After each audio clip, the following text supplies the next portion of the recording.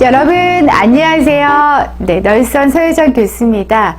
지난 시간에 삼성 서울병원에 이어서 오늘 또 빅5죠. 서울 아산병원 시작해 보도록 하겠습니다.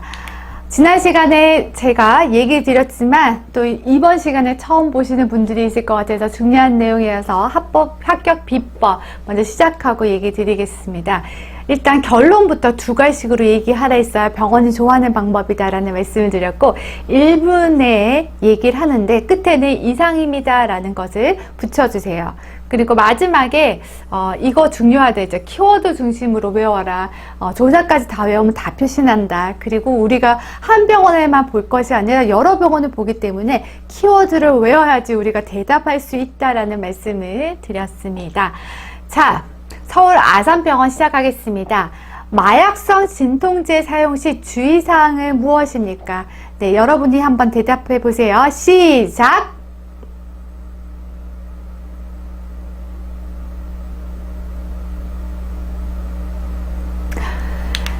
네, 서울 아산병원 얘기하셨나요? 첫 번째 문제. 네, 이거 쉽죠. 네, 근데 저는 지금 쉽다고 얘기하지만 여러분도 머릿속에 이미 이거 모르는 사람이 어디 있어요. 그런데 이걸 말로 하려면 또 쉽지 않아요.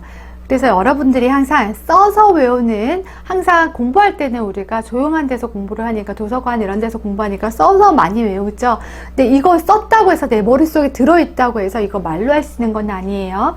그래서 말로 하는 연습을 옆에 인형이라도 놔두고 한번 해보세요. 네, 옆에 가족분들, 여러분들 사랑하는 가족분들을 옆에 좀 있어 달라고 한번 얘기해 보세요. 앞에 사람이 있으면 말이 잘 안 돼요. 네, 그런 것들 연습을 미리 하셔야 된다라는 이야기 드리고, 제가 지금부터 이렇게 보여드리는 거는 이렇게 얘기하세요가 아니에요. 여러분들이 이런 방향성으로 얘기하세요 라는 거예요. 여러분들이 여기서 바꾸셔도 되고 여러분들이 생각하는 바를 더 넣으셔도 돼요. 그런데 중요한 거는 앞에서 말씀드렸지만 1분 내로 끝내야 된다. 그리고 굉장히 콤팩트하게 두 가지식으로 끝내야 되고 끝에 이상입니다 라고 붙여주시라는 말씀드렸고, 여러분들이 대답하실 때 여러분들이 간혹 부장님들은 뭘 보시냐면요, 얘가 굉장히 대답을 잘하네, 굉장히 답에 대해서 말을 잘했네, 네, 이런 것도 보지만 여러분들이 어떤 사람일까, 네, 이런 것도 여러분 답변할 때 본다고 했죠. 항상 태도에 대한 부분도 놓치지 말라는 말씀을 드려봅니다. 자, 마약성 진통제, 우리 호흡수, 이게 가장 중요하죠. 12회. 네, 마약하면 12회. 여러분들 머릿속에 확 박혀 있죠. 네, 이 호흡수, 레스피레이션 횟수가 1분에 12회 이하면 우리 이거 쓰면 안 되죠. 왜? 호흡근 중추가 떨어지잖아요. 네, 큰일 나는 수가 있죠. 그리고 운전해서 왔는지도 확인해야 되는 거죠. 갈 때 운전 못해요. 네, 혹시나 어지러움증으로 운전하면 굉장히 큰 사고가 날 수도 있는 거죠. 보통 그 결석 환자분들은 일반적으로 갑자기 통증이 와서 갑작스럽게 오시는 분들이잖아요. 그래서 운전해서 만약 오시는 분들 같으면 결석 환자들은 너무 페인 컨트롤이 잘 안 되니까 결국에는 이 마약성 진통제 또 쓰게 되는 거죠. 이걸 썼을 때 이 어지러움이 또 있을 수 있잖아요. 구토나 어지러움들이. 그래서 운전하는 거는 될 수 있으면 하지 마시도록, 네, 그렇게 교육하는 것들도 중요한 거죠. 그리고 저혈압, 섬액 뭐 이런 것들도 확인해 본다.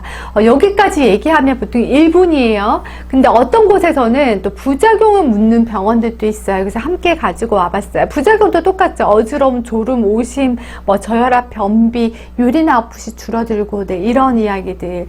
네, 이거는 여러분들 함께 외워놓으면, 네, 이 두 가지 질문, 부작용이나 사용시 주의사항이나, 네, 같이 외워두면 여러분들이 1타 2피, 네, 맞나요? 네, 이렇게 되는 거죠. 자, 두 번째 문제입니다. 죄송합니다. 네, 두 번째 문제입니다. 통증 사정은 어떻게 할 것인가? 네, 이렇게 질문했을 때 여러분 막 떠오르는 게 있죠. 자, 이제 시작해 보겠습니다. 시작!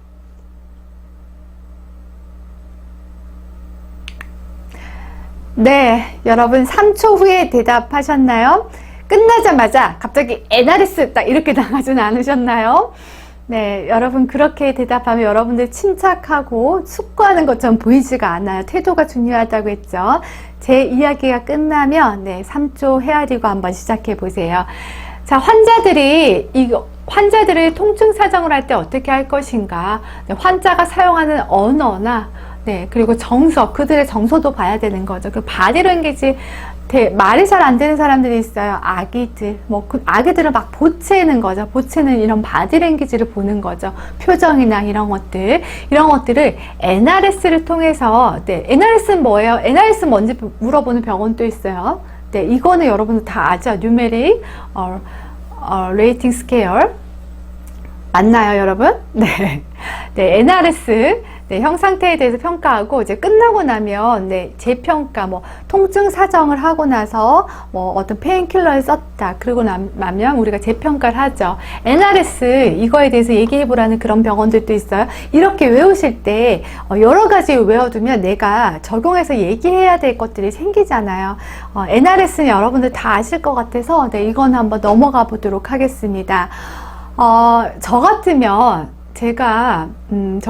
이 통증 사정, 이 통증은 환자들을 굉장히 힘들게 하잖아요. 근데 이 통증이 있음으로써 생기는 것들이 있어요. 어떤 거? 일단 통증이 있는 분들은 여러분들은 방금 안 해봐서 모를 거예요. 밤에 잠을 못 자요. 네, 수면 장애가 있고 굉장히 우울해해요. 내가 이래서 살아서 뭐하노? 막 이렇게 우울해해요.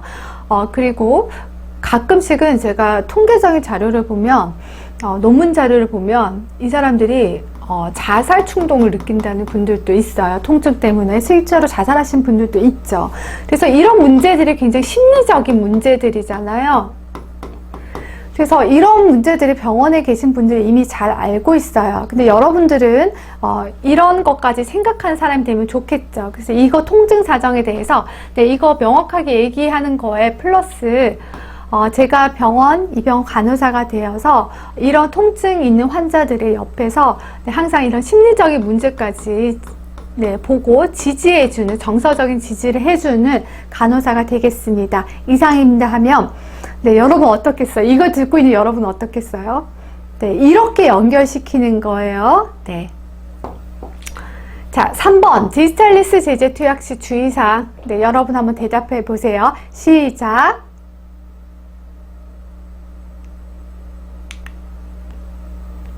네, 이 주의사항은요, 일단 60회 기억해야 되죠. 심천맥박 60회 기억을 하셔야 되고, 이 변화가 심할 때는 둥지하고 노티파이, 어떤 변화, 서맥, 심박수 변화, 그리고 칼륨 농도 모니터링 해야 된다.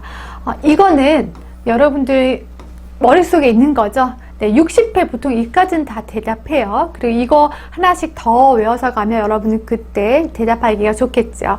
그리고 더불어서 조금 더 외워놓으면 좋은 것들, 효과에 대해서, 디지털리스 효과에 대해서 어떤 효과가 있냐, 심근을 수축시키고 심박출량을 증가시키고 심박동수를 저하시키고 이뇨작용을 부종을 감소시킨다. 심장과 관련된 제재들이잖아요. 다 똑같은 얘기들인데 다 다르게 다 연결되는 얘기들이죠. 그래서 하나를 외우면 쭉쭉쭉 기억이 나게 이렇게 외우시면 되겠죠.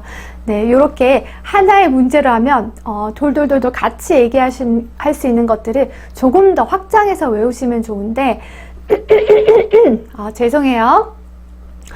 자, 근데 이 주의사항만 딱 외우면 다른 문제가, 비슷한 문제가 다르게 내거나 추가 질문이 오면 좀 대답하기 어려운 경우가 있어요. 그래서 이렇게 한번 해보시라는 추천을 드려봅니다. 자, 이거는 쉽죠? RCP 상승에 관한 증상이 무엇인지에 대해서 얘기해 보래요. 자, 한번 시작해 보세요. 시작.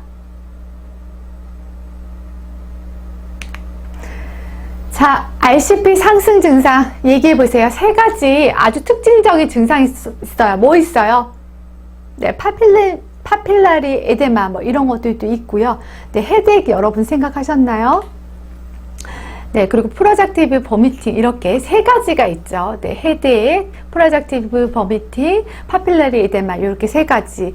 이거는 딱 대답하면 요까지 하면 이상입니다 라고 얘기하면 그냥 그래요. 네, 그냥 그래요. 네, 여기까지 대답하고 플러스 하나 더 하는 거예요. 네, 1분이 조금 안 돼요. 그렇게 대답을 하면. 정상 범위는 5에서 15mm HG입니다. 라고 얘기하셔도 되고, 저 같으면 간호중재 하나 더 얘기하겠어요. 네, 이런 증상이 있을 때는 침상 머리를 올리고 바살바수기를 금지시키고 기침이나 구토 이렇게 혈압이 올라가는 행위들 하지 않도록 교육하겠습니다. 이상입니다. 물론 묻진 않았어요. 그냥 증상에 대해서 물었어요. 근데 이렇게 확장해서 더 얘기하면요. 아, 라고 보여지는 거죠. 네, 이런 것들이 여러분 센스 있다 라고 보통 얘기하는 거죠. 자, 5번째. 혈전 방지 목적으로 압박 스타킹을 사용하는데 그 이유는 무엇인가? 네, 한번 대답해 보세요. 시작!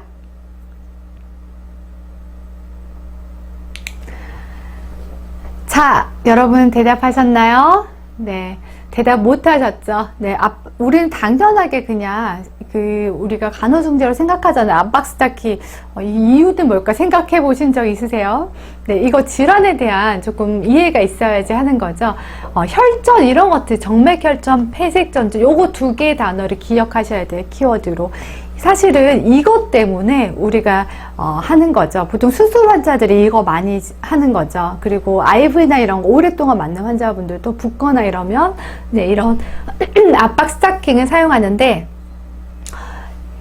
정맥혈정을 예방하여 혈전의 파급 과정을 방지하고 신부정맥을 막혀서 발생하는 폐색전증, 이거 큰일 나죠. 이거 완전 CPR 상황이잖아요. 네, 폐색전증과 같은 치명적인 것들을 부작용을 치명적인 합병증을 예방하기 위함입니다. 이상입니다 라고 얘기해 주시면 되죠. 네, 요 2 단어 정맥혈전과 폐색전증만 기억하면 이거에 대해서 충분히 얘기할 수 있다라는 말씀을 드립니다. 자, 그리고 이어서 조금 더 확장하면 DVT, 네, 이거 DVT 원인, 네, 정맥우열, 정맥내 주사, 폐색성 혈전, 맥관염, 정맥혈관 손상 뭐 이런 것들이 있다. 그리고 이거에 대한 사정은 홍반사인으로 사정을 하고 치료는 항응고제 투약을 하고 혈전 용해제 뭐 이런 것들, 그리고 다리를 심장보다 좀 높이 올려놓는다. 네, 이런 것들에 대해서 좀 확장해서 여러분들이 좀 더 외울 수 있잖아요. 네, 이렇게 하시면 다른 병원에서는 이거에 대해서 이렇게 묻는 병원들이 있잖아요. 그럼 여러분들 다른 병원 거도 좀 준비가 되는 거예요. 근데 결국은 중요한 것들은 비슷한 문제들이 많아요. 거기서 조금 다르게 묻지만 결국은 답은 한 답인 경우가 많아요. 자, 오늘은 서울 아산 네, 여러분과 함께 진행을 해봤고요. 답의 방향성을 지금 말씀을 드리고, 중요한 것은 여러분 이거랑 똑같이 대답을 하는 것들이 아니라 내가 그 방향성을 잡아서 뒤에 더 플러스해서 아예 나한테 유리하게끔 대답을 하셔도 좋습니다. 근데 중요한 거는 기본적으로 외우고 있어야 되는 게 있어야 되는 거죠. 다음 시간에는 세브란스, 연대 세브란스 함께 진행해 보도록 하겠습니다. 여러분 고생 많으셨습니다.